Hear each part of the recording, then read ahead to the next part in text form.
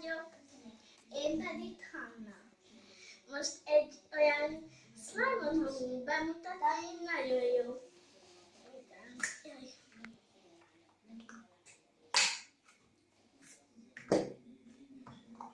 Jaj. És a hangja nagyon jó. Igen. Ilyen kicsit gyöngyök vannak benne. És ez nem minden. Még nem értünk oda. Hát mit lehet vele csinálni, de nem nagyon. Mert ilyen kis tejtartat, ami olyan minden Jó, akkor ne beszélj, olyan csak csináljad. tejat, de a slime, de Hanna, te ne beszélj már annyi sokat.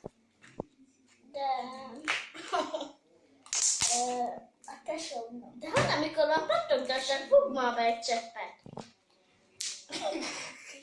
Is. Számjózát is tudod. De Hanna, fogd már be egy cseppet.